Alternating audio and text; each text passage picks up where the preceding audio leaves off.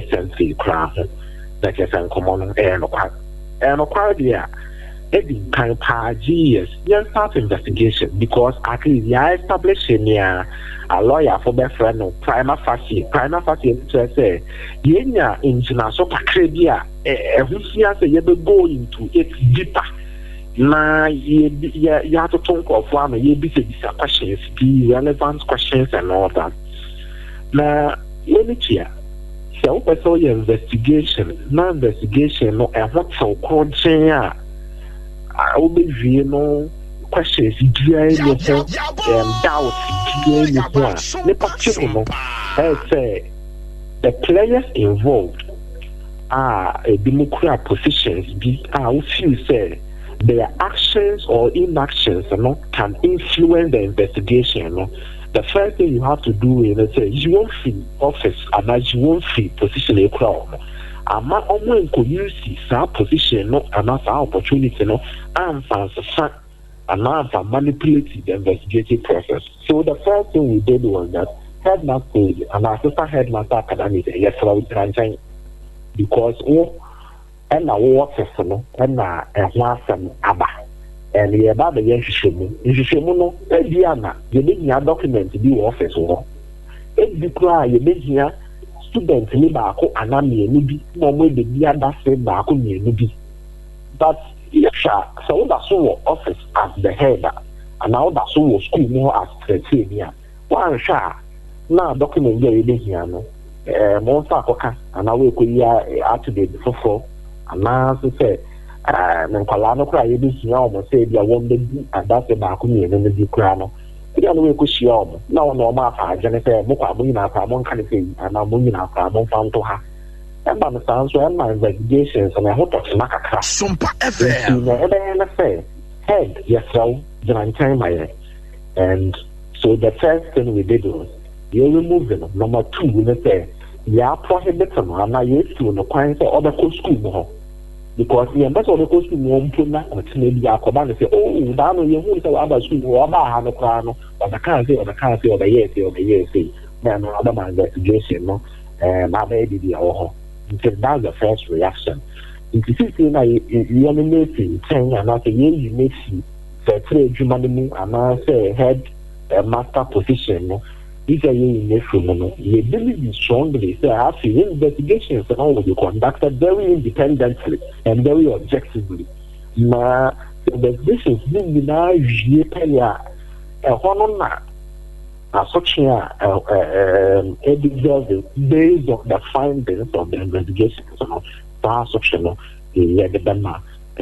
who is deserving of such punishment in the video. And now they because they processing now. When I come back, oh, Omocrano, and Omuja, and then we know the decision to take. But the investigation in Nigeria goes no, and same factor, then assumption, I will say the man. And head no and the other man. Yes. Not as dear what dear may at Remu professor Yanina Dukra name of what Tranchiama Hishemwakoso. Yes, in fact, those final decisions and the I am normally no yet investigations live here. Okay. Now you to take a final decision because they are now investigation in the video. I'm not some nice down to Sania. Times no and I said down Tesania holding kind on and after the far crampons were again and take for you or from what you thought at the initial point into the investigations to me so now whilst investigations are ongoing I am a because on the punishment when investigations are not completed by the far crown because maybe I say I the headmaster no and not time number time now because more investigations are there more kind of investigations more really nine boom we are one option more maybe time at the moment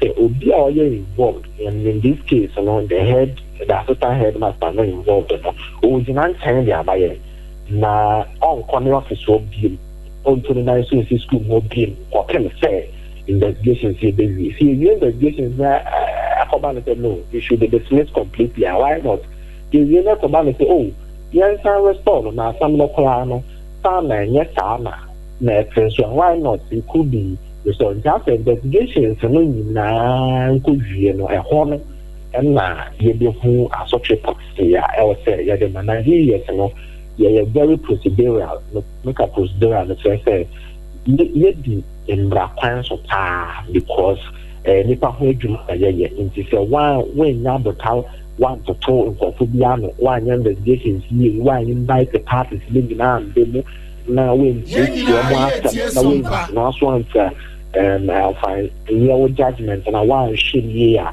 na wumum na wo call say wo ka kwesi asem Ghana Education Service na wo work of more find this so na no so asem na be a different matter altogether. So we follow the due process.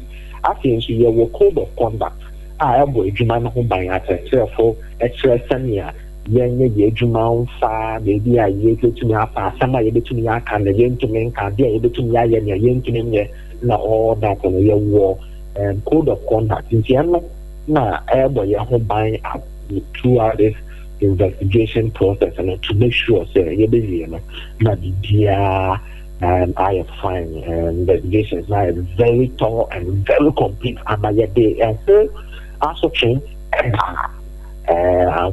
say ya ofum and kwan bia or kwan bia so okay and to say remu ya modi agu akwan mu yi what am betimi de be ebrese and you feeling say better the brain okay you feeling say better the brain in fact we are expecting in a couple of weeks because we know videos were hot. In fact, the evidence in a cacao or kama. I can say, you better talk opinion and not colliding na say the overall head and also maybe some questions can cry the administrator, maybe some questions can come in all the parties involved and related to this issue. Maybe some questions can cry. Then we take a decision. We don't expect it to travel for too long at all. Okay. Yes. Now, what are my young shadi bio? Sunday, a kwaba ye headmaster assistant. Ye no sa one tenan check a cranen shamunko sway. A kwabana say no, ayana a disuani no. One also so tree be quite a man one a chichu ne bra. Where you school ya what if ye? In fact, no quarreling at the share for us. No matter the size of the child. No matter the height of the child, no matter the exposure apalano, so it's a uniform. You will say, or ye vulnerable, make a vulnerable, say, or the piano woman, or no be a other father say, or take a decision. You be take his decision, no hook, line, and center. Because oyakwala ebikura onu di agoro bebre ebikura okra head no ama wo teaching from where you sit no you think say akwala we dey stubborn na say in the massive name so pie and all that but eyelunti no mo school mo because we beje interest no more to be a responsible adult in the future. Until no matter the situation, no, I've done education service there. So you're awful now the Oba brain or school more. Then when I say yes, you have your awful preoccupy. I was say yes, Oba no yet talent and no kakanka and all that. Until I impend the brain or family the young victims of the situation. We don't see them say they are accomplices.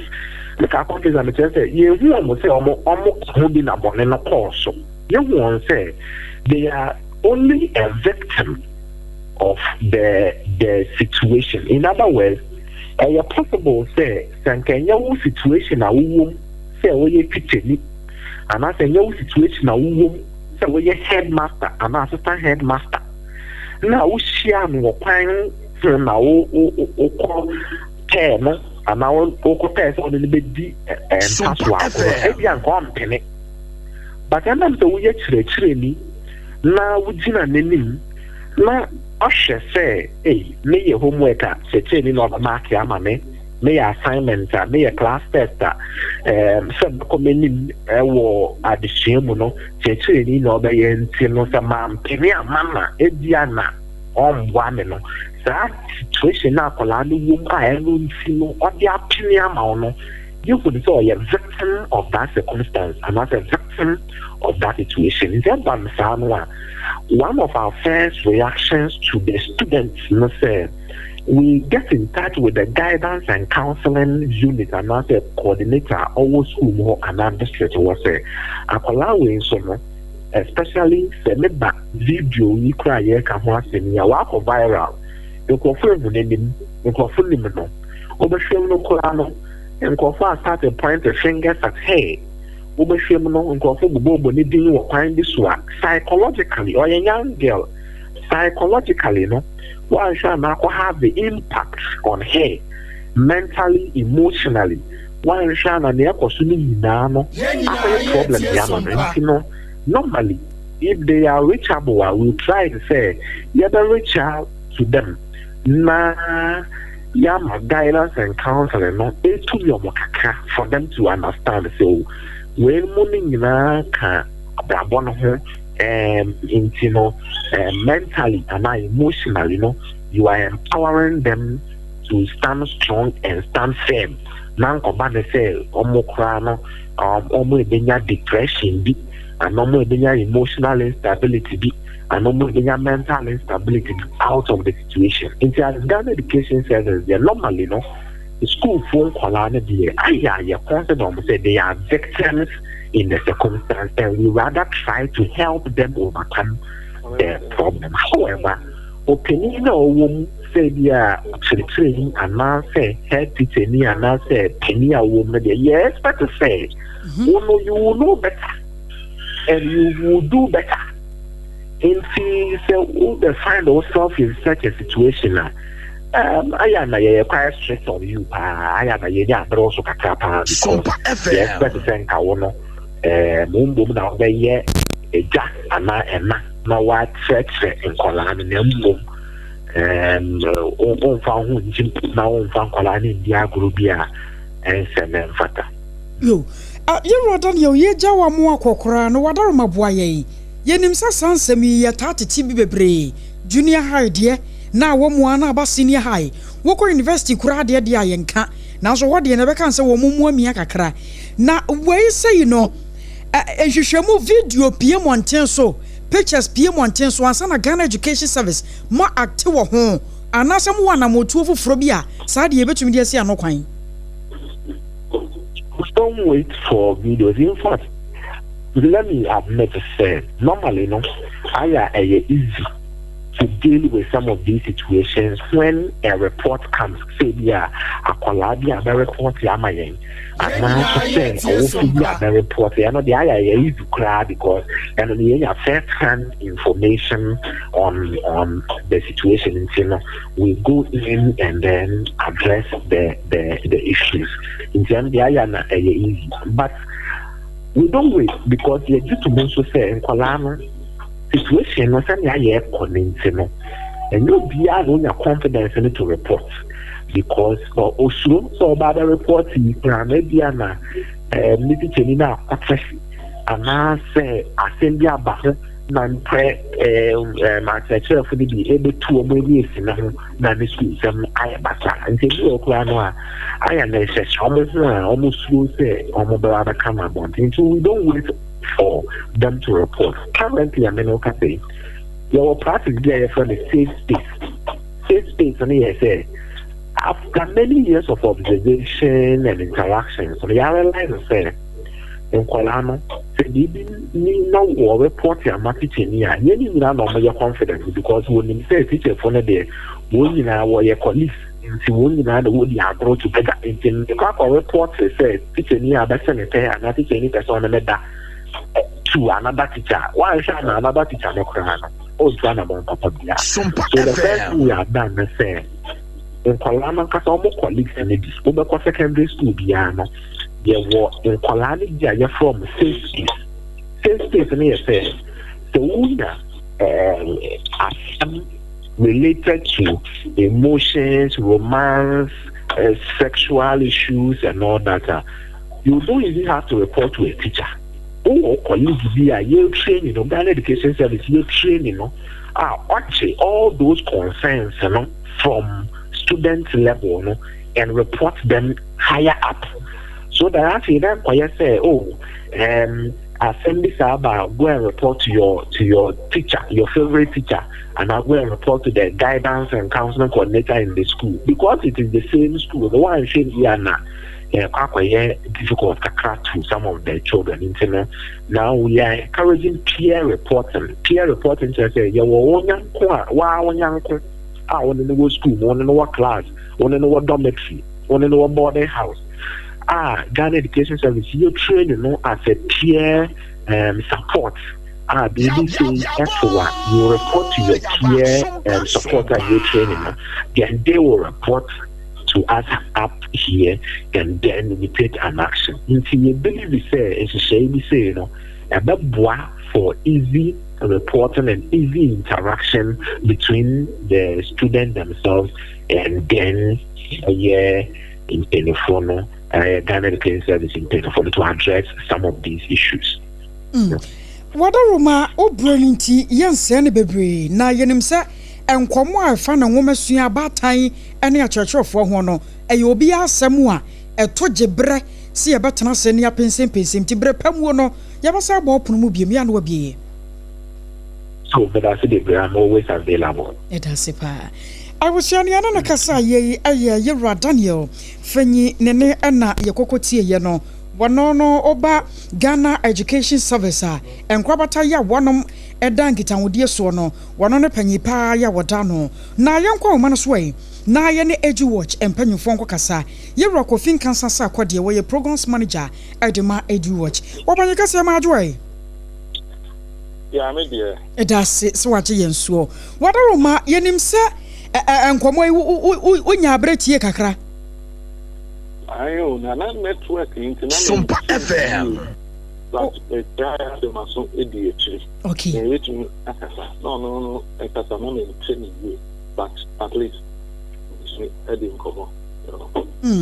Na nkasa emu no na wo ka bibi afa headmaster yi a ene ya twena so no ahyase no wo ka se anam se headmaster no de wo da no ka Ghana Education Service wan mu dwumadi hu nti no asotwe ane nneoma wodo sefata empempi no aya no mu de ma na mu ba na desuafo no de no a aya na nkura ne pi no a no se wo pi abonten kura na aya fariye wuti anye na wo ka ne pi no ana asenkoda no obehye no ho akonfo na bibi etesa yenhwe enkoda ane akyerɛkyerɛfo ntamu nkitahudie no yenim sɛ nyɛ na saade we hyase ewo mu a baako na yi ne ti na ate akwakoda baako na yi ne ti na ate akwakoda emu nsɛm Edu Watch ya kan sɛ Beda semini ametia etiefo sɛdeɛ ɔka no kristo mu yɛ nyinaa yɛkɔ bi anaa yɛkɔ bi yɛn abrɛ so no sɛ ɔnkɔ boy school a na akɔyɛ middle school ɛnɛ ipa ametie yɛn nyinaa yɛtie Sompa ɛna system no nti no wokɔ boy school bi a O level na six for one of middle school anaa wokɔ middle school A level na wokɔ nti akyerɛkyerɛ for ne school from teacher yenim sɛ ɛsɛ nhyehyɛeɛ ɛda ho titiriw ɛmaa no sɛ kuni bɛrima tikyɛni bɛrima sunu ɔbaa ɛsɛ nhyehyɛeɛ ɛba ho ɛyɛ nyinaa yɛhunu wobɛka sɛ gap ayɛ sɛ yɛbɛma yɛ ho yɛninim fa books brɛ me ofie kɔyɛ wema me ne nyinaa no yɛ nneɛma a ɛde ɔhaw ɛba nti bibi sɛ sɛ nkitahodie ni yɛ the very professional type a classroom situation yɛba teacher ni ne ba classroom a akyerɛ adeɛ wama wɛnke sɛ ɛduru time a staff common room ebi a wɔnti biribi ase na wobɛkɔ teacher no a staff common room Sompa FM. Staff common room a meaning the school system no enye teacher bia na ɛwɔ ne office general staff common room a nkɔ no masters no yɛ from masters no obi ate na konya ho ɛno koraa no hɔkɔ o kɔ a na ihu kakra wo na wakɔ yɛ na sɛ efie upon school, you call a teacher fee, you call master fee, and then there, a thank you say, yeah, and that pa 10 years, and far of how input to it, we have to find her into our office. Head in office, and say, Obama, master, office, student back, that ya two so, Minano. To be imposed the tour, at the beginning, the tour, I drink for proper. Indeed, the digital, and say, yes, Sompa. Yes, you should want who near the buy, and yes, you say we are. Yamma and court, and she say, any, sir, who born a teacher for relationship. As this Mrs. Say, thank you, a bahu, ya, if you can pensua, with me echo. Yeah, you go to after a certain time, who's call 6 master beer, 60 bungalow, and you by 5, 6 mid school, into the field. So the prep time, you pick up one the bar round, and then check it, open one, or we in a hard a man will be a corner dormitory, a man to be a court, to be one of them, other thing.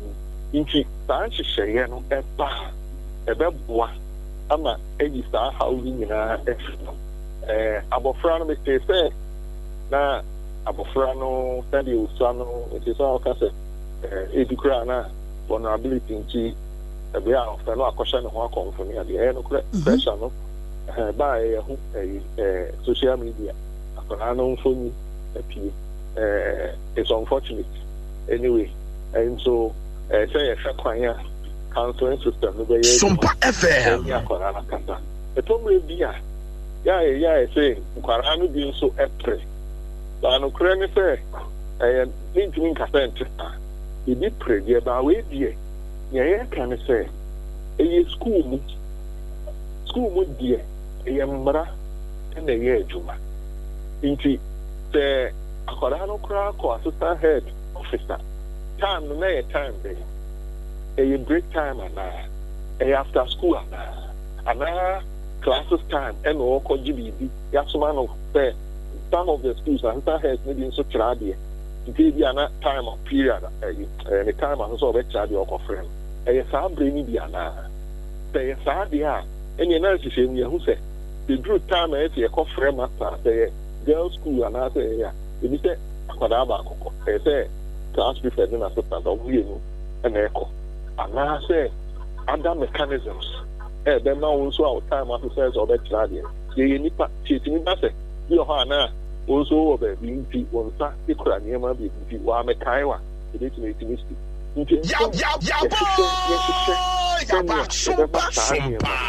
And also, should I say, me and Quiet, I have a regimentation. Do before complain, soldier for us to say, I say they're building good relationship. If a Korani was school, will be or her, we need Papa with you, will be or her, we need and now with you. The teacher, you know, as servo us a jack, any and now of fun. Indeed, I say to me in such a way, say, that relationship will be nearby. Now, Korani who say, teacher, you provided some fatherly care over me, motherly rule over me. Now, also, a young in Jibu is also everybody a jack and I send that, which made me near SOE. Indeed, yeah, in fact, I can say, yeah, with the intention, say, a building, they will create a lot of gaps because. School needs social system into boarding house system needs school system also no Emma Abofrano India Ushe Abrabokrana from the basic secondary school it means shape Nipani Nabrabo sure Sompa FM the way time is Usiadia time is Ubibi time is order the way of building relationship it now category for and I'm for people from the north both Ashanti different people who are building relationship and I'm also going to in other regions and can you school now and and a small space now into the upper media. Very unfortunate now. Yes, shot near the fire there immediately. No, almost ama kitchen, you know, action, and she won't say the account. Yen into and find yet a broader investigation. Now, you put in proper mechanism. It be into the Yemma. I'm kind of say the whole koya and incentive for you to do. So, while it will not be an incentive for you. Send me a soaking and answer and she say no corner. Would do any two say so more near that two any dear very so. Why can't I have a chum who free home? Okay. One put a won't call. Okay.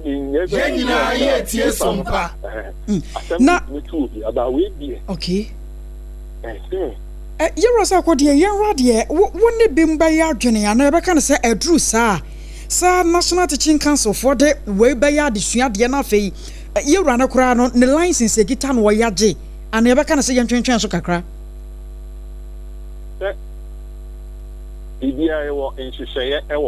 Okay. Yeah. And so, in the idea, Oma China say no motion me here. Into almost should may no crack. License on the dear, you know me against some legend. If a teacher means, you a model, also, and you not be bring more than the car cast a jack. So, the moral compass, as I'm calling who teacher me. So, you two son of thank him, Piania, the teacher for when I catch a power and no question. And will be also in any teacher, any my dear child. Give you any papa no Ageyiwaa, and I'm there. Oh, papa, Sompa FM. Teacher, the correct. So, in teacher, dear, teacher, need dear. Society mono, will be a with demo. We need dear and quiet. Inti, sir, in society, yes, a teacher, and only a first one bravo or mondanity. Inti, the Koyano credit, dear, young and essential, among influence the many person, dear, Emma or more matter. If you say, yes, to me, the rent means a transfer of the issue. So, and yet they are quite eating a wedding. And a crocodile wedding already. Into it, dear. Among many interests, dear, more marking is there all other sectors. You didn't say Akosua, you didn't say science and a walk. And school system, no society American, you didn't teach them of running soon, you know. In my home, I want to say any honey, man, and then you are Timo. Yes, if you move fit and I pick it, and what the secondary schools no more child, the basic no child, yeah. I'm proud born in an amount, teacher need your teachers of any man. So, teacher. Okay. You're Steven, and I are coughing cancer Sakode. My own was say, Sir Waji and Sonani at your common way. It's here for Joe Sudodo. I was young and at your chunkomway, I hear your coughing cancer Sakode, where your program's manager, Adema Edgewatch, and I it is one or so you can cry your one year chair, you know. Young woman swear near any penny, paba, quaban, and woman's young more wabini. Or Steven and Yanni, Encobo, Encomo. What when you crest as some drink home? I come to an apple to say, Yamia Domina Monsue. It's me, Papa. Yet, Yamiasi. What my yedim Comobi Namia Bopnum, Efano, KNUST, Senior High, ya, Assistant Headmaster in charge of academics. Yaza wani suku ni akodaba kwa kodi sumasi agro ya enono ensem fata na msunti ya twene si nchen senhwehwemu mapa entumi enkoso wadaroma boaye kakro safa no akyerɛkyerɛfoɔ ane nkoda wɔn ntamu nkitahodie no anya dan ya wontumi si teacher ni kwan samu wani suku ni akoda eni agro edurumba bia ya na wɔn kɔma ne boro so ana ya na ma saade we tumi kɔbam ana ebeka na sɛ nkoda no wankasa na asai a enkyerɛkyerɛ ne nkɔ yie ntia yo me no ase na me de yefo na ne di kan o se eye enye say obi or chira de nko a say dia or there na or there time na or there something lemo or ye mo for the role model so obi a ye shine to mo bra na eni bia e de me teacher for no eni say teacher ni bia to na adwuma say say e say wo akora no a wo ne wo fie no kora wo ka bi bia o say teacher say nya no kora ni ke ni kora ne bia na say teacher de na ka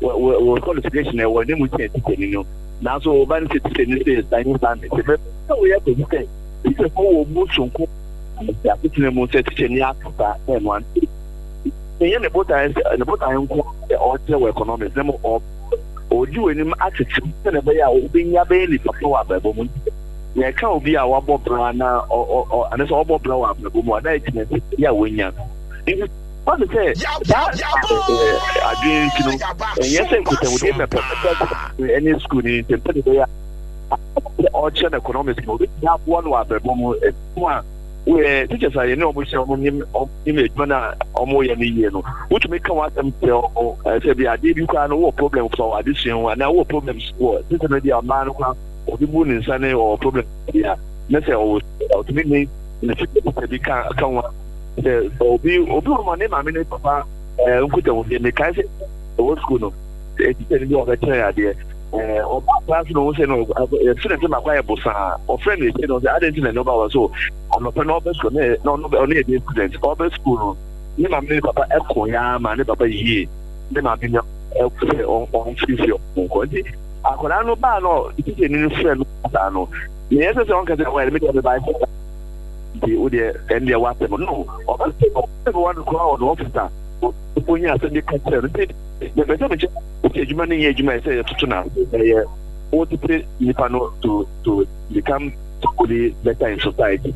And the fact is, a better Kupuma could say, no, a young to see any mum, the mum over quality as one day I had the bar. I'm just a Indian community was school dinner, so you have some of the Kufa from the and my almost over, never go. And my dad in the course of the Indian community and America. Now, idea Naman I had day. Sasa de we ye betumi asia no kwan sade wo ka se teacher ni de ugina ho sa hwesode adema akoda no enti same akoda ye de ma ba school mu same mra mesua de na ebeba ba wie kire ye se me ni teacher ni twempena die enti na sa de ye ntimi nsia no kwan ya asa bra no bia na koso but ye hunu se ye normal also we video no be da journey cinema BBA no me be play na se person say me do say na Akosua am the data dia ne so so na ehia wa kwala no so aye more devastated dia teacher ni bi ni na head of school na so head master bi ni bi pass akwan no so na am the data e bi kwa na na so be born with the work na or be kakra no born na no ka so ya one na me you school mo or dia still no bi a e do so so ni bi ja kwala no e ni obi ka wa say every time you day, it's very, very, very serious. Now, also, on one casa open the BBI. So the area only you can, you need to say our one pen, if you can make any question. As a minister, then I control the Duam, I say, Obi a watching any, I don't know what it doesn't. Now, said we would must actually a school, you know.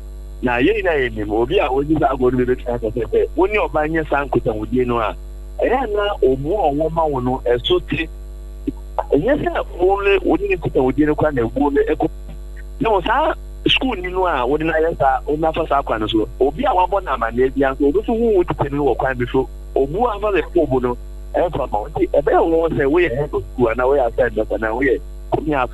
So, and I'm so morning now, and I would get what they didn't do. Would you say was school for no? Or don't say school for be John or almost but wouldn't say a what? I did be over here a day in time, but the next ocean year. Study, I go by the Masano. It will be watching idea for several years. A be a banker or a ceremonial qualification to be able to know. And who can over your head of school, and then I walk out for 1. And now, 15 minutes, 20 minutes, 1 hour, when we have 1 hour, now, we will start. And then, yeah, I said, what can you do for the social media on call? If you might was and now, why do you cost on a year war? obi beka so na school fees so eye enyadra se na so mo ye nyo bia amo na battle obi on no o him ne to ni ata nyo media ni na ya bia e bia odi we no nyam ebe to no mo na awa makola di ni nyo be bia o ye for the person o di jo anato ye di bia che to ya di ka o pe kura no se wo kai enum ma wo ne so transfer e di be bia o sa na wona obetu obetu ke wo na wo twu wo so di eni se bibia ebe tutu akosa tibie no no ofuso na o kese di akola na mehwe ne ye ya o be di sa ye si a se sa no ka wona djimo a se bibia ne din ekodu na hwe bibia ye na so na be de dwa ye di ho komo na ni fadom o mu nim no no mo fresh na se ya tuwe no enu kra no it's weighing down. Okay. Ye ja wa mu akokora no boaye.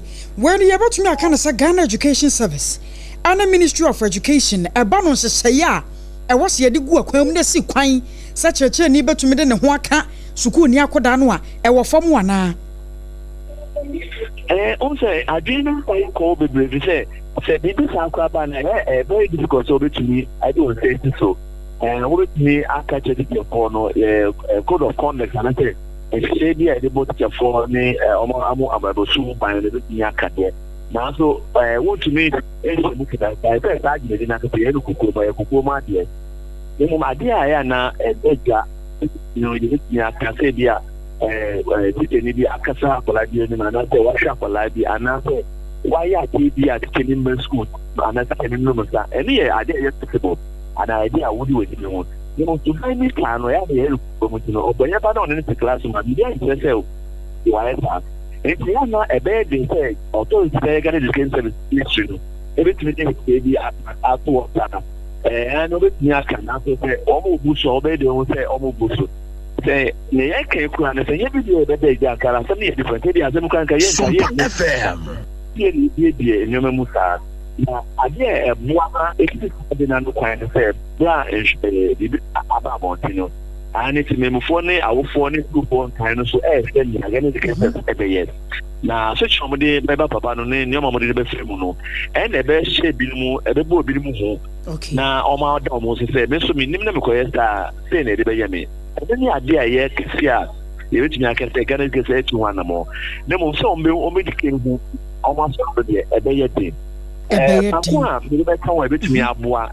And the first one is Ghana this way up there so ye hwene amobeye and e be kire say and mo so na mo so mo fo aso na mo ko aso mo ye hu bibi na mo ye hu bibi and it's any one of the issues that ye be say the best we made it and I said for more secondary schools ni even just na de mo ye man yes so mo fa my one down omo se omo di no mo mbo awo no e ko ti won a o ye de na dwen for so o say wa ko to fa na ka hushim ani zade na se kwa na ebi mu kwa e fa ateti no omo nya obi an kan sense no ma ye ni no e to ya na ma omo ye ta ko omo akola no ye omo na funu ma mo ne omo kasa ni dare da na so mo kwa obi no ka sa ko so say it ni say ye ti de bo ma mande na me tumi aka institute so ni you ma me hwe kwa bia me ko so mo ba na we nya mwa se de obetumi enya opa wodie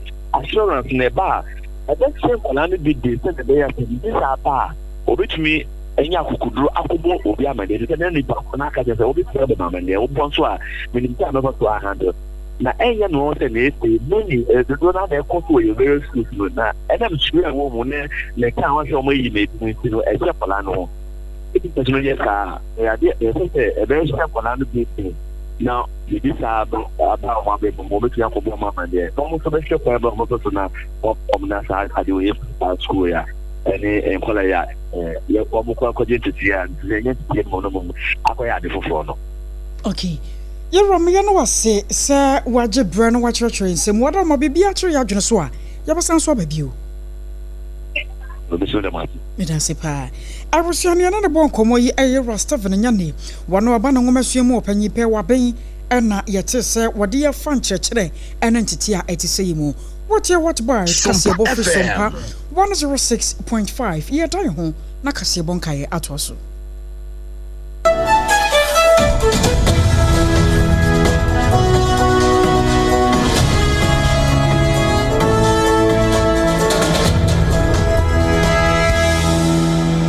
no kure hot bite kasia ne nto aso na ye de som wo no chane nso sa ha ya Sompa 106.5 FM Accra na ye gina ngomasua enkomo mu die na atiefo beka ya ebobo sumi ya ne dare etoso enwotwe no na achechefo a wo mo Ghana ha se a wo se wo mo ye adwuma bia ye adwuma bro afe ebi ye afe ne bosumi mienu ebi kura nso de kura enu afe ebi de dem saa na nso wo nyina wo saa kolom num wo mo ye adwuma wo man Ghana mu a kire nkoda de wo mo de wo mo kire ne finchim ya asem ka bia eni hu na nso akatua esefata won na ye mfa ma wo mo ye ho nswafo nhia mu ma Sompa ka sia ye kofa de bre wo ne wo mo san to amugu montene se na no nswafo nhia wo mo fra ya ye ko obi no besi ne empanifo abomi mfrita duku ya nya de a wano mo epe wo mo asem ahwekura enu nti ene ewo adumienu kase ne so no wote ho nsem kakra enu na oswafo ohwe ngomasua asem so onimnyamfo Haruna Idrisu wano agina aban na mu akira won se no kure wo mo akatu afata won wondi ka aban no ene nifaso na akoba ne sa enu nti wano ene oswafo anasa ahwe ya ewe esika asem so no animanimu ye ya enko akira hwe kura mpo a na wadwi kura nkoda wieye wo mo kwotena se na ntiase apam bi a wo betumi akọ asensan ama benam so ama wo mo nsaka wo musika esa yede ma wo no wo behwe no aboa ama musaka musika na sa. We are heading to cabinet with a joint cabinet memo which will be signed and sponsored by me and the Honorable Akosua to make a strong case to recruit just as I stated.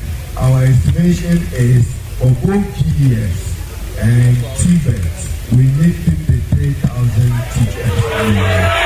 Whose process started subsequent to Ministry of Finance issued clearance for your recruitment to the Ministry of Education. We are sure that when we do get approval of the cabinet memo, you will receive Sompa FM. Even for the period that you are so complaining about. You compensated for it. Onimnyamfo Haruna Idrisu oswafo ye ohwe Ghana ngomasua ansem so no chese no kure wo be de obetun bia ama wonum sika aka mu no wo mansaka na yeda so agina enwumasua enwo ensam so waswafo ya wodo na hwe enwumasua wonsam so wo memo yera Haruna Idrisu de atodwase abaino 610 million Ghana cedis ya wode ba boa adetrefo ya wono ewo esuapon wodo ewo omei emu wo chese enkane no na sika yede ema wo mo ewo book and research allowance no na 408 million Ghana cedis ya na yede ema wo mo nanso no afi abaino 610 million Ghana cedis edi aba womo edi babema edusuafo a wono ewo suapon awodo mu wokasa sem we ewo bra University Teachers Association of Ghana and afei a Technical University Teachers Association of Ghana and the Colleges of Education Teachers Association of Ghana womo yes womo eba beja womo nyine guo esanse aban no sika bia wo se aban no de ma womo no aban no emfa ma womo eno na nam so ama enadui osofo yi akogina simpio so edi atodwase sika ya ban eyi no eye afia ena womo ahyase woto so echem se aban no e de 300 million Ghana cedis ye no what the baba boy schools awodo a ewo omei mutitru any infrastructures. How we invested in expanding infrastructure in the category A schools. That is not the case since my assumption of office. And again, only this morning I made a request to the Minister for Finance for additional financing of 300 million Ghana cedis to be dedicated into expansion of facilities of category A schools. Many of them, with a dormitory and a classroom, they can double their intake. It is not to begin the infrastructure and not completed. If you take Achimota School, can't we even position Achimota that if a child started kindergarten, he can end up in a university in Achimota? Is it not possible? Nipo kasa ye ayo swafo ya wono ene hwe yenwumesua wonsam so ewo omei mo yera Haruna Idrisu. Also for the chair, show my gun, I sick a sense so Yera Thomas Nyaquampim. Now, what you to a church for ye, nay, for one more juma. Now, so a binding chair, one more can nay, woman, I'm so ya travel to a woman can and mooning in our say. More beyond sharp humanity and Pusan Sapino, what then Shama Pagua Quamupa. Now I say, I chair my gun, I call my bossy car. I bind the barber to Jabas and if one would be a Santa Mono. I dear such a church for ye. One would be Pima Momoswa Serepa. Now what Gushire Fusu. The finance minister wants me to tell you this, that he sympathizes with you and that your predicament, your situation has been brought to his attention. He has gone to brief His Excellency the President, who has given him the green light to make sure that he fixes your problems. In the next 30 days, the finance minister is going to Parliament to present the next budget to Parliament. In that budget, the finance minister is going to make provision for all of you to be catered for. So you should be very happy that your problem will be fixed. That is the good news that I have for you. That His Excellency the President has asked the finance minister to make sure that provisions are made for you so that your salaries are paid. You will be fixed. I was on your turn and carry I saw for the try. Or show my gun a sick as so you're a Thomas. Nyaquampim. Yet once I'm so near the near Tremo and some food from now. And Komaka Siaba Qua, one what that Ghana has as it will be a Chanibie. So was so nam, now will be a kama, so are ya. Aya galam say, and commono. And on a nam so, Emma, a ria, and crata, a different bank as Yemoba, say. We know Penia. Your friend is Callistos Mahama, one on the Sana Shasie, and watches and Ukre. Ghana man penny His Excellency John Dramani Mahama. Wamodia Tonsa Eddie Afre, Ghana Pentecostal and Charismatic Council for a new Amonkwa Afe Christian Council for Kahon. Ghana Catholic Bishop Conference, Wamoso Kahuno be an Afe. Wamuswa, Eke Kahunine be Office of the Chief Imam. Any Muslim mission, Womanina Kahon Arocha Ghana, Imani Africa. Womanina Kahwa. Sompa Yakono, Yabachin Yakoto Tebu Neso, Neajini Omina Diabro, Nanumu. And now we are forgotten country, Subrana, Professor Kwabla, Abuchi. What year Jamua, Wabon Comono, Wabamodia, Tuatu and Homano, Copy, Penimpa, Ya, Ghana Catholic Bishop Conference, ano. Reverend Matthew, Akwasi Mfi, one in a bon common and watches and Ukra.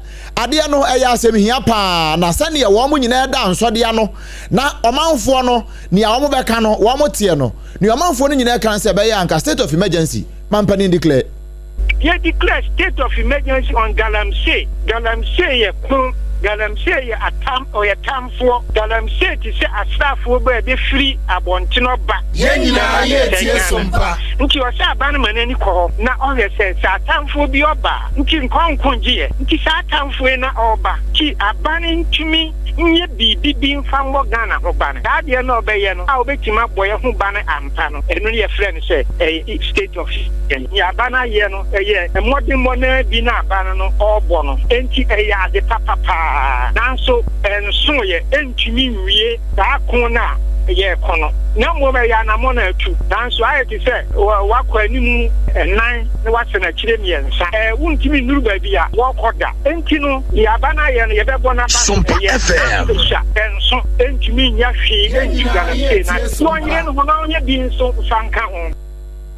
Abusia eni ati ye Most Reverend Matthew Akwasi Mfi na we ya no eno ade kakra kan no wache se no kure enkosi fiada ya mampani aka se eno na wo hia wo mso wo mmra no wo mo nkomo no saa bre ne duru a wo no bekọ na wo mo konso a wo ne wo gidie wo twede ampan ni mu se ene papa ebefiri mu aba. Oh, ye nya bane o onu na Ghana fo nyina ba yi sa bane we na ode aye ye manema nanso ye ka Ghana ho enti ade dia ye hu se okoso a onye ana ade dia okoso oye na ye bebo abana banze hu me nya sa ade we na obeboa ye ana ye nya sa ade we na omwa ye no de ye dwumadie se ye ka mom ya Ghana fo nyina ayi no na ode na si ho no onu na said ye kan oya abeboa Ghana mana otoji onu a. Most Reverend Matthew Akwasi Mfi wano ye president at the Ghana Catholic Bishop Conference for God and countries where we and what they komo yi etudwa. na efoma gudie to ewo memo ade a eha oman ni ye pa titru ne wona wotu foma gudie a wonum eni tumi krata na wonum esese yensu ane yensase eno enam so ema aban ni yese obehwe na wetu ase se woni tumi krata obehwe na wanya tumi krata na boa ama yensu ane yensase na wonum ese no no eto ebetwa na eno nam so ama twotwofo panya bede etire edema MPP amenyoko no eye Yewura Haruna Mohammed wo babonte dia tudwa se embepa wokase wose Ghana mampeni John Dramani Mahama wo babonte ebepa Ghana fo achew esanse wo bra na wo mutifia wo mu eni aban mu no wo mu kasa de fa galamse ho pa se aban ya no wote so no wontimi entu ase ekura esanse wonim kwan obefa so obetu ase na wo mu bade a wo mehwa no metu ase wose mprempren ndisi amenyoko no betena abanwa so no wo mu nye bibia ye chese wo betumi etu galamse ya se ntu chese wose omampeni John Dramani Mahama eba bonte na opa Ghana fo achew se asem bia na no ada ogina sepie so kan ye ese oba obetu galamse ase a wo mpempren wontimi ntu ase no wose opa Ghana fo achew na wobra wone Sompa kase edi nkomo no sei eno de tudwa. This clearly tells you that the President of the Republic is not minded in the fight against Galamsey. When he was in opposition, he had ample time to have consultation with the civil society. They were not government-appointed officers of state. They were in their offices and they're on the streets of Ghana talking and speaking and agitating to the sitting president then to implement measures to be able to solve things. They were very straightforward in their talks and he had discussions with the civil society. And after then, he told us that the first thing that has to be done is state of emergency and also to repeal the various provisions in the LI that looks at or supervises the conduct of mining or small-scale mining in Ghana. Yewura Haruna Mohammed eye twotwofo panya bede etire edema MPP amanyoko no nene ene ekotie no National Illegal Mining Operations Task Force ye twanti aka na san naimos na wonu so akeka wo mo papa ye nya senketwa ma efrida aban no pa wo mo se wo ma me ye bi mfam na fei wo man ni so wanso aye kwa ibretu awodo a nipa binum nam kwa bone so ase no de galamsey ehunu ni nyina no wonhwe no nto ase yade a wo ma na motuo no kwasem aso Ghana fo ani ye papa na eno na aka mo bie ama nei wo ma san so aye de obi nya bida na atwoma mponua forest reserve no ehonum no mkopie ye ya anwe futu wo mo koye na se enipa nkono ana wan machi omo pasan kan tete cameraman ya wo twa ready si kwa ebretuo no mutu galapa ya jasanya semketwa ma na ebro mo ko hu ina busua na asefem wo mo kire mo se efri na wo twa atwa mu no ana nine moskuo no hyase se wan mutu ana mo wo mo bompempe na babio mbate bia na wan maso da fam a ya wan mutie hwrema wodo a ene na mu enti asante mantamu anwe futu ho na wan moteye se atwoma mponua forest reserve no wo mafo bi no akopiem ampani ampani nuane ampa ebra wom kokodru ye no enipa nkono ena wonsa ko so wom mu a wadane ye kire de ma Kumasi Central Police Station no se won mo hwe na afi wontoto wano nkakra na sa nipa nkuru ye ayeka wom wasamu yi abusu amode ye chi mumra Facebook no so yi ayo Sompa 106.5 Accra Sompa 106.5 Accra enipa nkono a nine mos akwache wom na wo hwe se emra ne wom bedi Fiko na de ntia wo man ne kwa ebretuo ya yempeso obi abekomu wo mo de wo mo nche kura so dogo bi mpunu abana ngamfanse wo ma chia no amana adwuma amana je so ya ye no wo mo na gina ho no emranti akentena wampa mogyamono ya chese nsu egu wo mo nyina ya kroje ana wo mo sai wo man ne kwa ebretuo na wo mo kire mo se afeidie nyame ya dom amode nipa nkono no abepie mu awon kramantamu a Ghana Police Service and Krabata won crying, Wama so mumu, na Wamu so mumu na se wamba be yeshemu no, na wadi atua so edi a free one of the yaka say, one masha Ghana for no base. Anya dia won muju medie fa na fuma godie se wo manfo tuo na wo mo bakwa akosia no kwan no ebesi heye won bakoso aye kosisa aban no won wakasa bakasa fedi ayeye won fo dwumedie ento wo mo de dwumedie ne to ope ebeyansa asesam Oswafo ahwa Ghana nsase ena efoma gudie ensam so ewo man mu eye odunyamfo Emmanuel ama Kofiboa elembele na sebedwani wono ena ode atodwa chese we de nipa makoma akwaduonu ba ko 21 ya wo nyina free Intergovernmental Authority on Development ye twaniti aka na IGAD wamo akache wama bepie mu wa man Ghana mu wamba ya wamba besua de asako na wankyerɛ sɛ ba ɔmo ba nyinaa no ɛyɛ amaama ahodoɔ bi emu mpanimfoɔ a wɔn aka kɔm ho abɔ mu a ekrom yɛfrɛ sɛ igad no wɔn na ɛbɔ ɔman Ghana mu na Ghana nso ɛgye ɔmo fɛw so paa ɛma bibia atumi akɔ yie na afei sɛneɛ mmara ɛteɛ ɛwɔ nsaasesɛm ho na ɛboa nso ma ɔman no nsaase nyinaa kɔ yie no Ghana esua wɔn deɛ na wɔn nso mu sua Ghana deɛ na bibia atumi ayɛ fine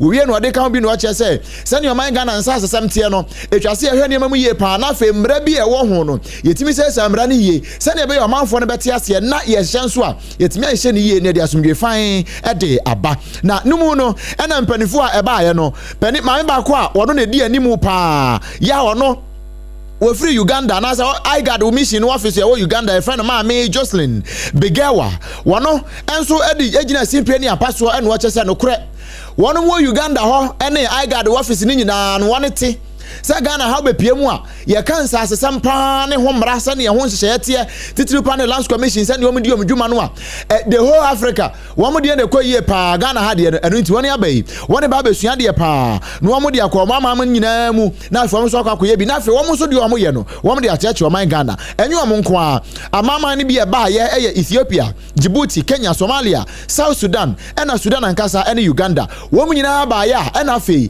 igad secretariat mpanimfoɔ hɔ nyinaa nso ebi baayɛ ɛbɛka ho ɛmɔ nyinaa bɛsesa adwen sɛ ne ɛbɛyɛ a yɛn nsa asesɛm ɛwɔ bibire mu no yɛbɛtumi akurakura ne yie yɛto akasɛ bɔdo ɛso na yɛwura Christian tete Yohono ɛyɛ ɔmɛyi IGP na waba abɔnteɛ de kɔkɔbɔ nsɛm akɔde ama Ghana 42 ɛne wɔn a wɔkuta tu a wɔn wɔ tumi krataa yɛ a wɔn de ekuta tu wɔ ɔmɛyi emu wɔde ato dwa sɛ sɛ wonua sɛ wɔ hɔ na ukuretuo na wonni tumi krataa ɛbra na so sɛ wobɛkɔ na wakɔ akɔgye tumi krataa na wɔn a wɔkuretuo no krampo no sɛ wo license no ewu a ɛwɔ sɛ mprempren wotu Amerika na wokɔ wɔn mo office na wokɔ renew wo license no ɛsan sɛ wɔn mo ɛbɛyɛ exercise pa ya wa wokuretuo na wonni license anaasɛ wo license expire na wo renew yɛ no wɔn mo ba bɛyɛ exercise na san nkɔfoɔ ni nyinaa yɛde wɔn mo afa mmara kwan so wɔde to dwa sɛ license yi sɛ wokɔ register krampo a mmerɛtewe bi na kyɛ sɛ papa wo na wokorɔ no enti wahyɛ Ghanafoɔ a wɔn mo kutatuo ɛwɔ mɛmu sɛ obi a ɛnkɔ na ɔnkɔ renew ne license. Now what we are doing now is we are sensitizing people who are in possession of guns and then they have licenses and then when the license expired they don't go to renew as expected. So this thing is now ongoing. We are getting the list of all so that when even the time comes the police will call you to come and renew your license. So this exercise is ongoing now. Nipo kasa yɛwura Christian tete Yohono no wie yɛ no wa manaso a wato so ekyɛ mu sɛ sa license ya ɔka ho asɛm sɛ wa woni bie obɛkɔ akɔpɛ bi na wokura wo bi a ɛwɔ sɛ wokɔ renew no wɔse amerikuma bi onya bowura wɔn office wɔn mu a bɛyɛ 30 minutes kekeke na kyɛ sɛ wonya wo license na wode epie wɔse sam frei ɛba wɔ bra ɔde general report ɛde betu dwa sɛ enkɔfo bi wɔ memu a wɔn kuta tuo nanso wɔn ni tumi krata ebi mu so tuo no nanso no wɔn mo license no ewu wɔbra wɔn nsɛntwerɛfoɔ twetwe nkɔmɔ no sei ɛna ɔto aso. One of the easiest license or renewals to possess is the possession of the renewal of your gun license. It doesn't take you more than 30 minutes to go to this office, firearms office, and immediately they check all the records and then the license is renewed. That one doesn't take time at all. It's one of the easiest way to possess and then renew your license or your permit to possess firearms. No, you're a Christian tete Yohono your May IGP nene and your quotidian. Na you're a Christian tete Yohono Amanasoa. I broke up your public account committee one morning when another diano na and sembisan wakwa pinsoni inata a for minor bambomu. Na a fabakua teacherani ya. Ekwon wada one man no ma me abena wasasare ebisa no aye mabunu ye ne one ma tiate se ye yenko behunu ya se police station we mabunu na kwhye no ya se we mabunu na kwani se no eno wo bisa IGP ho asem sanu mu asem no oyini sei.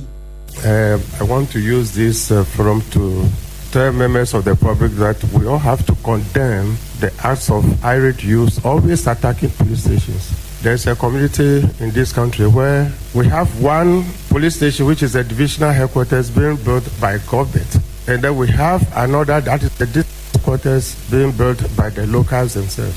When they were going to attack, they went to the building that was built by the government, they burned the building down. They came to their local building, and somebody said, no, this one, it was the MP who built it, so let us not touch it. So they didn't touch it. And so today, when you are in your area and you are asking us, we should come and open a police station, we will ask you to build a police station yourself. And so if you ask of closing down, yes, we'll close down because you have destroyed the station.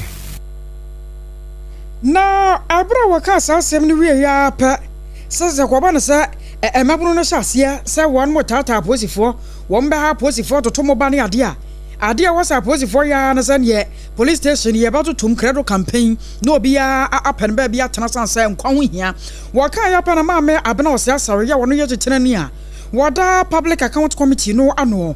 Ababa Casadabi, a Quabana sounds to the other half, and a wood to Tumusay. Oh, to 2 police station, Musay, Mommy and Tia Honson some way.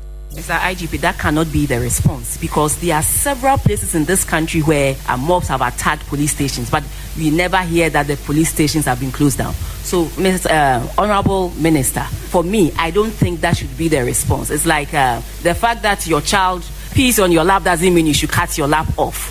What can you do to help strengthen your engagement with the community there so that they will see that you people are there to protect them and they are also there to discharge their mandates as citizens? But clearly, I don't think the answer should be the shutting down. I'm not happy with the way things went. The fact that they attacked the place, the fact that it was burnt down. Madam, this is the answer I have to give, madam. There's nothing. Can I finish, please? Answer. Can I finish? I was here not just an Ayakasepa, Nina no fire bambomu. San Yabaya or mine bambono begina, a muka cry and yatessa, Mamma Abana was yasari, no one ten who say, Sir Quabana Sam Mabunu, Wamina Bufu, now Wamoko a posy for sure as a police station yatutum, and IGP Galabi, Nayan to Tumuzai, engineers and nano, non sabno, aqua video. Now, public accounts committee, one was it na croya muno. And a Quaba said, Oswa for her, a fisam and some more, a Union for Muntaka, Mubaraka Mohammed, triple M. Wogojina committee no anim na ne nkomo bomu no ene wo che se abrantie bia no ne asoe no eye adwuma na sa abrantie no wo se wo ko leave na leave wa wo ko no enam so ma sika bi 400,000 Ghana cedis ekwafa den sa ase wo bi hu se leave no ho ayi akatua no omode ma no se wo ko leave no na sa sika no wadi kan agbomu awie no de fa so wo ko leave no eno na ma me busa na se na sika no maje eno ase da bi no se na no kolebu de bia hanso ena mo so mo ye bie eno ase no kore ni awono ba ye se osoafo wo ye ne se sa onipa krokra se wonya adwuma wa so eho bio nanso waye ni obetumi bia enche IGP ankasa o de Black Maria yi won ba kwa akofa no akoche no e de na gina mra na no na eho de ye nso no say na koye. The commissioner was Peter Miracle, and on this particular instance, he did not follow the laid down procedure for granting someone, steady leave with pay. He didn't follow. Because when you do, you expect to get the admission, you expect to all the things. When the person is in school, after every semester, the person will have to send the results for you to know that the person is still in school or not. He didn't follow all that. So I've asked the commissioner to write to me. I'm going to do 3 things. 1, on Peter Miracle, I'm going to insist that he's invited to pay the money. 2, the one who guaranteed, a lady who is still working in the gaming commission, she's also going to be made to pay part of the money. And Onipa wano edi akaginamu no wano nso so wobetu ya sika de bi na bibia tumi aye fine na no mu no onimianfo abna ose asare atiwa east mirahye badwani a ono na eti committee no so wo ye se se sa pa de ane no kure mayade pa momoni adwuma.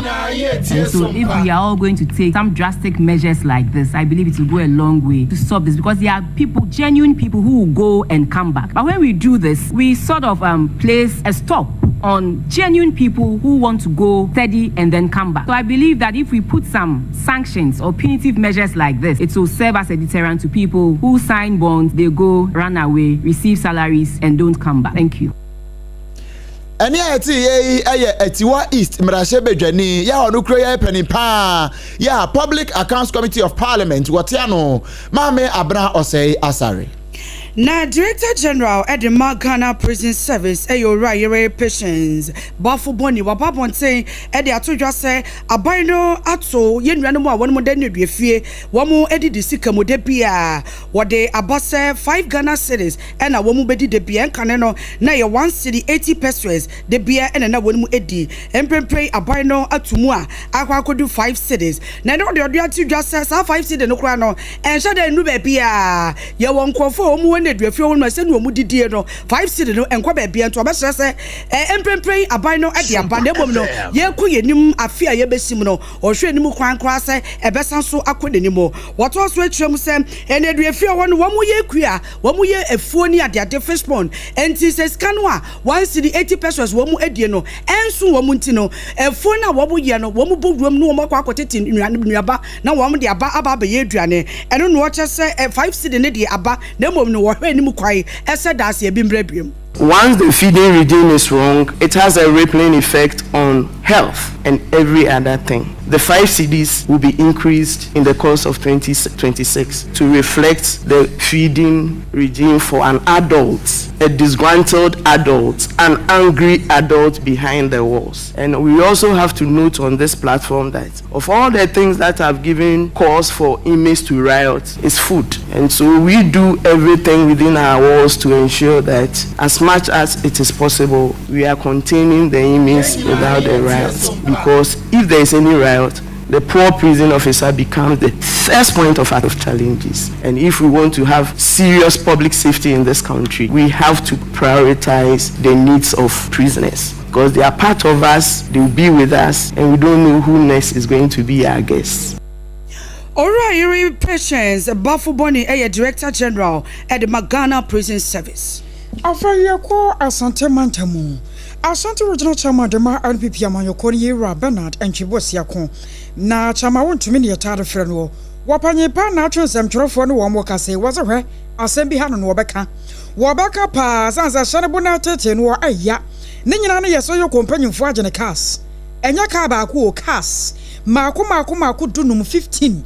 Ya wono wa na adwense won kasa ho na se wote wonom no ano ababa sinu sasabi okonfo bone akoma kanda bone no enti wotena se ntena e wosansam twerofo nso tibie se wono chama wontumi ya wono wasante mantemu no sabi ono nioma nyina ye koroje pa na woseka ase ne kura no MPP wo fese ne nche wono okoto firi ye won kramantemu nipa woton won wo betumi de yokofo akoho ehun krata nyina bibia ya janiu wo won ma na yokofo ba se ne ka ase no won bese sa no was what sasai Brofo amobakenti ana anade badia Sompa FM me mayedi esi ameno kasai yoko me ka so ma fa nearly 15 and a book yoko sisi a ka sini nyina free by side ho na me to me ka free year right woko MPP asalam I want me to me ka free year or registration what fear pot and why you bibia me Bentley and me Rolls Royce and ya be nyina me Land Cruiser and one but ayedi because men kamasem ayedi men kamasem pamai mesel that answer we no me fancy of that mrepiachi onyankopon obekama me no wadi amame obekama me no wadi amame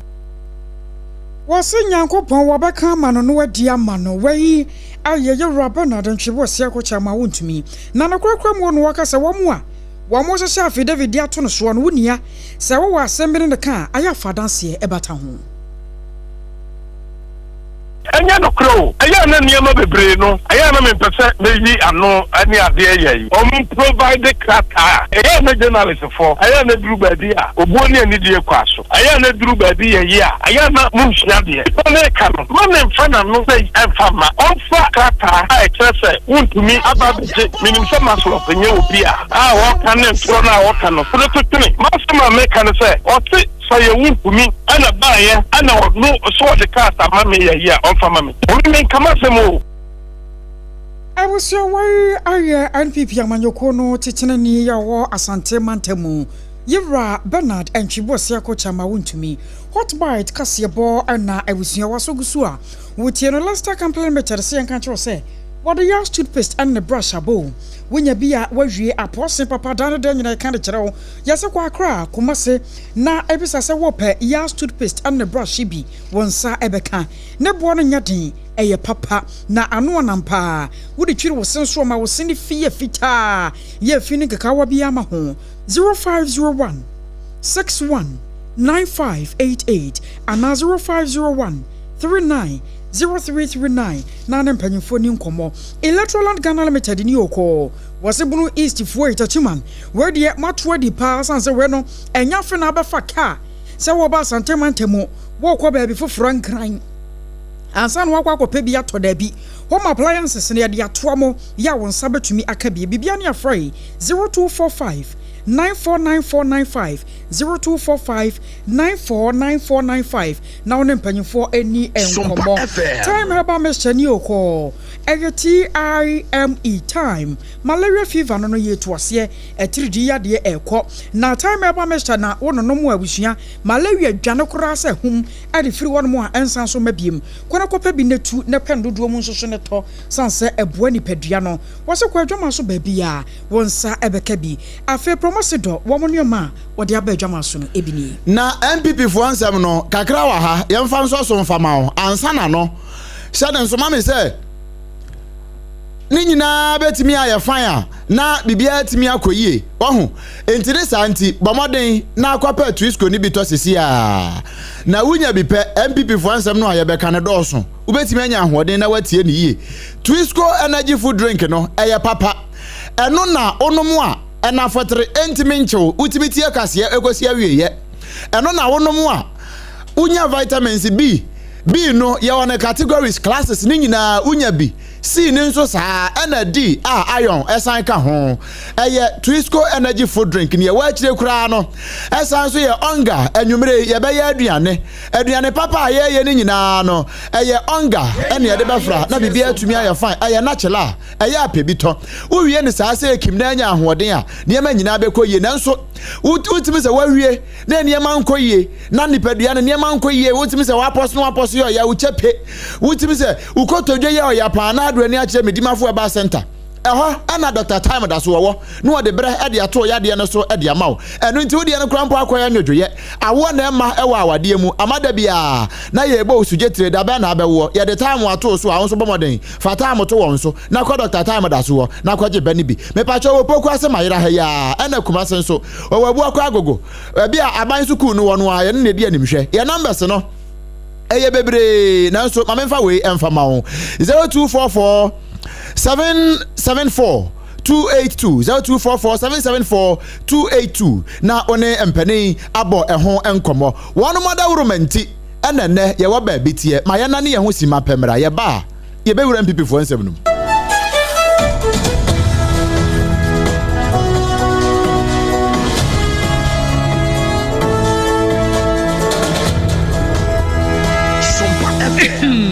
medo edrano pa wutimi to wo boase etwitwi wusi o do na so ni se mede Yas toothpaste and the brush and the twitwi mesima minya homka senti na ye bokoi na me all time favorite Yas herbal toothpaste and the brush aboa me amasesei menum nso a enwunu anasa de ehia mesen finfem me biem na wo hwese mesi ayefita sesrecha homa na et brightens Yas whitening toothpaste and then the brush and then me do shimisi enti na wo se efe na Yas total care gel toothpaste and then the brush ni de ebo wo se ho ban demu ni nyina ema wonum ye sham oh yes enu kretrodo Yas herbal Yas whitening and the Yas total care gel toothpaste and then the brush abusuan chamfa se wo pedudu tu e won kran ha for Leicester Ghana Limited and was 050 161 9588 Leicester Ghana Limited and the Yas toothpaste mo ahodo and the brush abadwa so abeboy midimafo pokwase maira Accra midimafo pokwase maira Accra midimafo herbal clinic aba Accra ani o wontie passengers egumi kai mu e ho na dodo na ekro ene sa Accra ne bote me demo. An ye demo ampa. The say there edutwam Atlantic International University America memu about Dr. Edujamfi Babaso honorary degree as a professor in biology in herbal medicine. It is said there ayaresano I am more. Oh, Missy minim wife ye kopa wo. 1 year 1 city. Nyin send be 2 months and 8 years kano. Nso mi connection na encheda nkoye na esakakra. Ti say wa page mu amahodiam bam. Connection na mu de we. Wa wo de ba de kro. Wa do kro ba do kro ye ka. Stroke nso de. Wa fa no small. Chese agidi wa wu ani de asie no. Yare bia etatia e wa Dr. Tamda so endi so. Diabetes, hepatitis B, prostate, hypertension, malaria. Yare bia. Kumasi say owo agogo opposite government school no. Ena nkra hanso obepiem e wo pokuase mayira kwan no so. Free doctor 0244 774 282 and 0500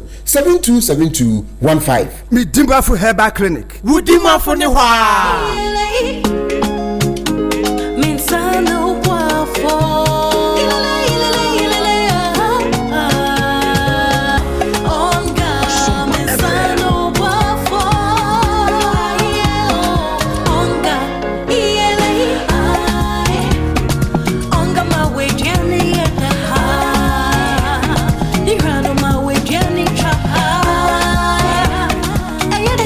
Da obiari hia emwa sonko bia ebema ni ni opepa aye de change onga mama sano boafo FDA agi edwadie yin krato ya so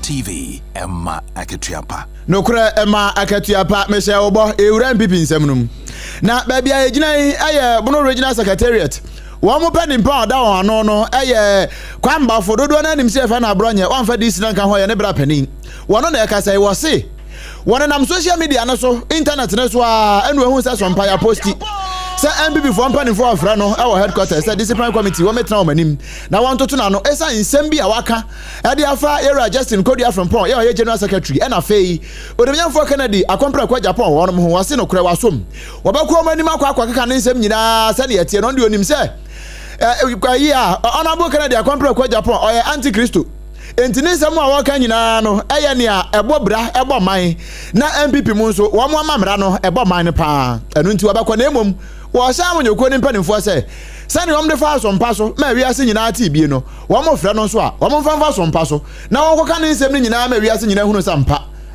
ona bo Kennedy akompra kwa Japan ɔyɛ anti-Christo na enkane sofo abede ekire ya wono na hwe ye nwumesua wonsam so no kro ya eye mrahye badwani yo wo Asen South aboto mpesua so eye Reverend John ntimfojo wode atodwa se Nyankopon ayi a kire no se wahwe ne nwosra no ede egu omampani dada abede ekire Dr. Alhaji Mahmoud Bawumia ya wono na hwe ni mu kwan se obetu franka no ede ama MPP amanyoko no ese kia ne ken 2028 de ne obekura franka no ede wo mo akobosha asase so eye Dr. Alhaji Mahmoud Bawumia ento obesre etu ahene ne esi ahenefo ese embre no so aya wo mo to aba no emfama Dr. Alhaji Mahmoud Bawumia Me a Christiani, me a sofo, me Bible me kind of tell me say God is no respecter of persons. Na Nyankopon etumi fa obi esra ne ngo, emfa so e Christiani, emfa so e kremoni, edini man so, mane manfo ediye. Na saa nipa mehu saa ngosra woni so no, ene Dr. Bawumia. De nyame esra ne ngo so ni anim, emfa yanko bose asase so 2028, ene Dr. Bawumia. Enti nyina emfa esom ne gidie nto nchen, emfa we free ha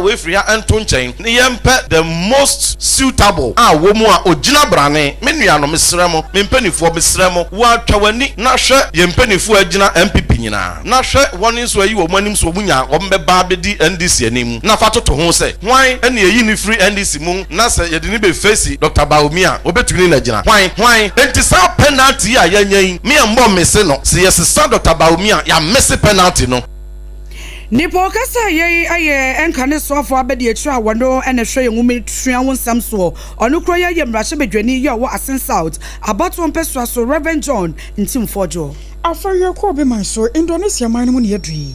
Arewo sam kase asi Islamic boarding school ba ko ya no awo Indonesia man mu ana busua akwakwaba se edan no adwere gum ebra na adesuafo no won mu hyemu ana wo mu ebo mpaye na anam so ama nipa miensa de wo mu ade ababa to dwo wo Indonesia man mu se wo mu firi mu kura nipa miensa nyina ena afoforo bi e ka wo be se duasan wotwe wo mu so ba bi e won mu da no ano eden na wo mu kyerɛ se 99 others na se enipa aduokononkunu bi a wo mu ka wo mu na ba bi o mu da no ano eden ena nipa makomako aduasan wotwe wo mu so kura de ebi mu aka asase na se ya dodo no aye mema enti won maka asase no ase dan ni dwirigu saa no ebuagu won mo so ya won mo kyerɛ se wo mu ntumi nyiyi wo mo emfiri saa edan ni mu na won mo kyerɛ se ne school bia mu ye wo SU fo no saa bia ana Indonesia man no mu no wo mo de no etie enti na nkoda no ewo classroom on ma won mo ebom paye na won mo kyerɛ se wo hwe nkora no mfie no a eyemfinhia ne dumienu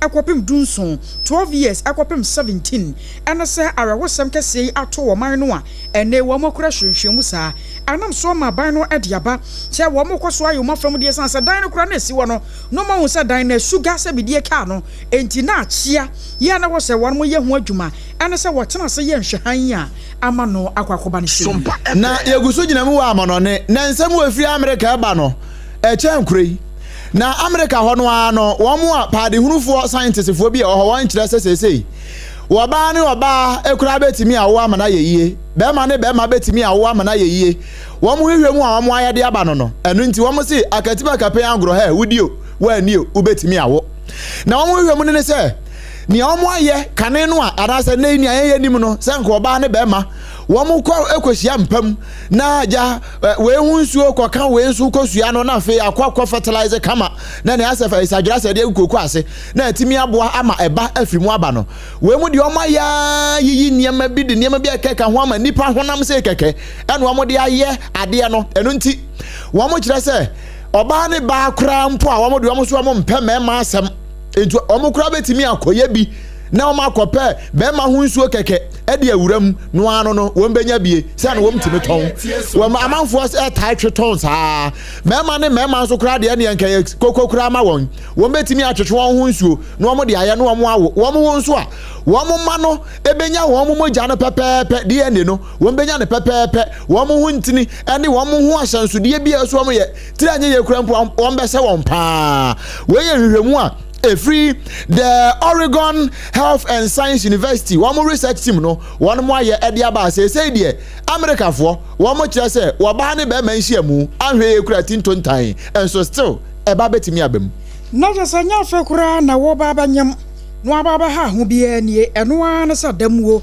na za machine wa e de akoda no aba ebusua wai anansam ahodo pi no an ye de bram wo yan hye ne ntamu ne ntoa so anansam wa ye de bram wo no sa fe na ado afidie na to ha de edi makoten no ebini se we ya kyerɛkyerɛfo a wo mo ezu omusika akam ebi bro afe wo mo ye nsantwerɛfo nhia mu nenne wo mo ti wo hugu montre so no so afo hwe nwumasu ansam so kyerɛ sɛ no korɛ wo mbetua sanso no so afo ahwɛ ye nwumasu ansam so de atodwa sɛ aban na pagya book and research allowances amanadu 610 million Ghana cedis sanso ne yakobo no nyina atofo wɔ Indonesia man mu adesuafo a wɔn mo bɔ mpai wɔ classroom na wi akyire adan no abuagu wo mo so a enipa miensa wo mo afiri mu ensam no na ahodo bebre aka we no mo ho ena nuanom baasa ya je bre ade ho nkyiremu ebre wo beba ba kwa mede mantamu Obrempong nana kwaku ampoma minimini aba Obaapa nana ya ketre na afei Akosua Ageyiwaa kwade boaten yadomase amomonitia adehye